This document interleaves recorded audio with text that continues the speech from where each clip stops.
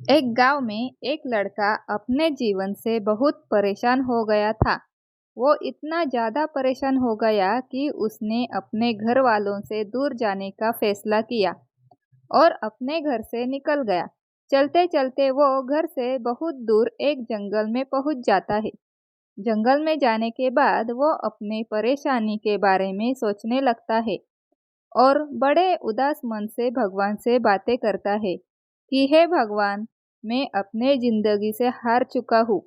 या तो तू मुझे अपने पास बुला ले या मुझे इस परेशानी से बाहर निकलने का कोई रास्ता दिखा।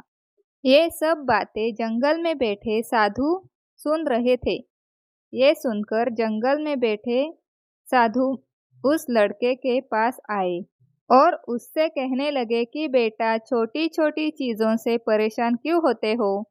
तुम इस जंगल में अकेले बैठे हो। एक काम करो, अपने आसपास के घास और बांस के पेड़ों को देखो। जब भगवान ने घास और बांस के बीजों को लगाया था, तो भगवान ने दोनों को ही बहुत अच्छे से देखभाल की और दोनों को ही बराबर पानी और प्रकाश दिया। देखते ही देखते घास बहुत जल्दी बड़ी होने लगी और उसने पूरी धरती को ही हरा भरा कर दिया। लेकिन बांस का बीज थोड़ा भी बड़ा नहीं हुआ।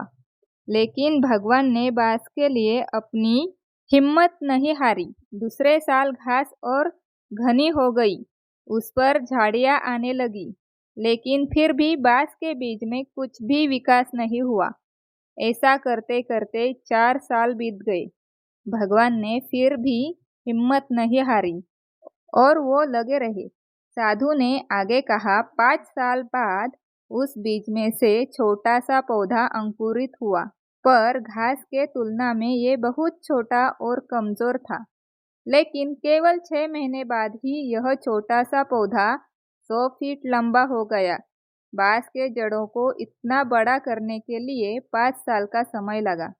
इन 5 सालों में इसकी जड़ इतनी मजबूत हो गई कि 100 फीट भी ऊंचे बांस को संभाल सके।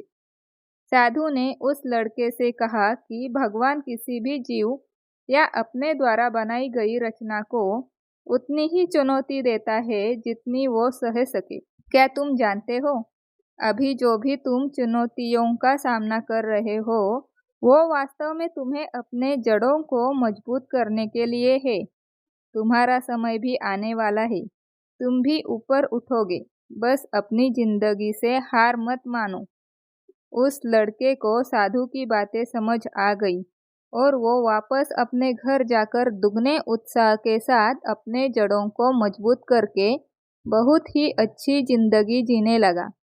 दोस्तों, जब भी तुम्हें अपने जीवन में संघर्ष करना पड़े, तो समझ जाइए कि आपकी भी जड़ें मजबूत हो रही है, जिससे आप अपने आने वाले कल को और बेहतरीन बना सको।